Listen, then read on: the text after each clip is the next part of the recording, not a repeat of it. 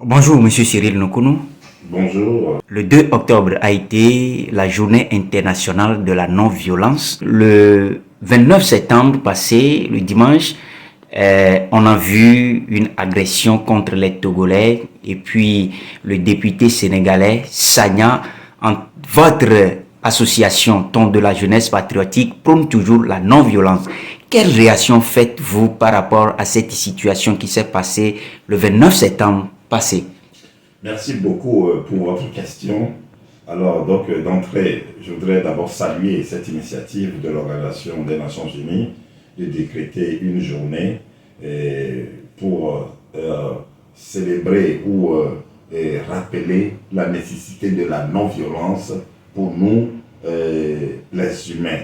Et cette initiative des Nations Unies est une invite à l'endroit des dirigeants et de toute l'humanité sur la nécessité d'aller vers la culture de la non-violence. Parce que la non-violence est un élément qui rassure, qui conduit la construction d'un pays dans la sérénité, dans l'acceptation mutuelle, dans une ambiance de tolérance. Alors donc du coup, cette journée-là, nous au Ton de la jeunesse patriotique, nous ne manquons de la célébrer. Et c'est en ce sens que cette année, pour la célébration de cette année, nous l'avons placée sous le thème d'invite à toutes les Togolaises et tous les Togolais à dire non à toute forme de violence djihadiste et terroriste contre notre pays. Alors, il est bien vrai que le dimanche 29 septembre, nous avons déploré cet événement violent, cet événement malheureux, marqué par une violence contre des Togolais et citoyens de l'espace de la CEDEAO. Des violences gratuites et que nous avons condamnées et nous nous sommes interrogés. Nous sommes interrogés à savoir si les auteurs et commanditaires de ces violences-là, s'ils étaient des terroristes ou des djihadistes, parce que nous estimons que cela ne pouvait pas être des Togolais. Alors si ce sont des Togolais qui ont posé de tels actes, ça voudrait dire que des Togolais qui ne peuvent pas se soucier de la bonne image de leur pays, parce que cet événement a été diffusé et présenté dans tout le monde entier, et c'est une image obscure de notre pays. Alors pour des citoyens qui estiment aimer leur pays et qui posent des actes qui humilient, qui rabaissent l'image de notre pays, c'est vraiment déplorable. Et au même moment, il faut aussi toucher du doigt que cet événement malheureux survenu le dimanche 29 septembre, c'est un événement qui vient quand même aussi remettre en cause ou discréditer cette initiative du Ashkroum qui requiert qu'il y ait une réconciliation entre les Togolais et que l'esprit de nation, l'esprit d'acceptation mutuelle, de fraternité dont le pays nous impose, nous interpelle pour sa construction, alors cet acte vient trahir l'esprit du Ashkroum. Alors donc vivement que les auteurs commanditaires de ces gens d'actes prennent conscience, qu'ils se ressaisissent et comprennent que de tels genres de démarches, d'initiatives trahissent leur pays, trahissent et cela ne fait pas d'eux des fils dignes, des fils qui expriment et témoignent l'amour pour leur pays. Alors donc vivement notre appel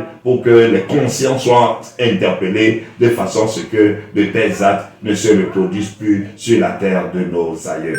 Voilà, M. Cyril Nokounou, plusieurs partis politiques, des organisations de défenseurs des droits de l'homme, plusieurs personnes ont déploré cette situation qui s'est passée le 29. Est-ce que vous avez pu faire des démarches pour trouver les commanditaires de l'acte-là que tout le monde condamne?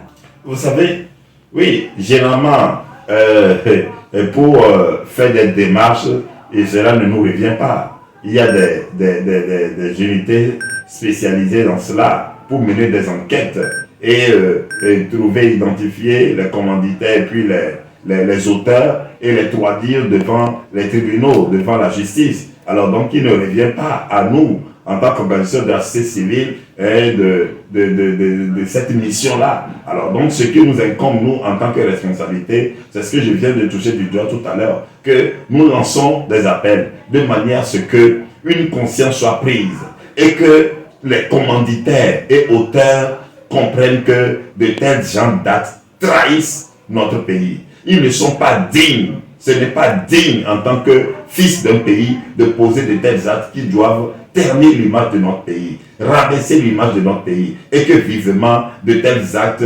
soient à jamais bannis, hein, que jamais de tels actes ne soient répétés, et que nous nous soucions beaucoup plus de notre acceptation mutuelle, notre solidarité en tant que peuple, en tant que nation. Et c'est ce qui nous tient en cœur, nous, au temps de la jeunesse patriotique. D'où notre slogan, au nom de la patrie, acceptons-nous. À M. Cyril Noukoulou, quel message à l'endroit de la population togolaise pour éviter ces genres d'actes sur la terre de nos aïeux?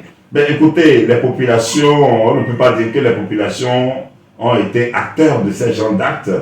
Hein, et ces genres d'actes ont été posés par des personnes bien précises qui se connaissent. Et donc, le message essentiel, c'est à l'endroit de tout citoyen qui pourrait dorénavant nourrir de telles intentions et vouloir s'engager dans de telles démarches pour de tels actes, de prendre conscience que cela n'honore pas notre pays et que cela viole notre esprit de nation. Cela viole notre réconciliation lancée, entreprise depuis un certain nombre d'années. Cela viole notre esprit d'acceptation mutuelle, notre solidarité. Et donc nous devons nous priver de ces genres d'actes-là et que plus jamais de tels actes, nous sommes une nation. Nous sommes un pays et donc nous estimons être en démocratie. Alors donc, pour des leaders d'opinion de pouvoir tenir une réunion, surtout au siège de leur formation politique, il n'y a même pas de raison pour qu'il y ait d'obstruction, dans la mesure où cela ne représente aucun danger, aucune menace pour la patrie, pour la République. Alors donc, du coup, vivement que les auteurs commanditaires prennent conscience et sachent que dorénavant, plus jamais, il ne faut plus aller dans de tels actes contre leurs compatriotes, contre le pays, parce que cela ternit l'image du pays. Merci, M. Cyril Noukoulou. C'est moi qui vous remercie.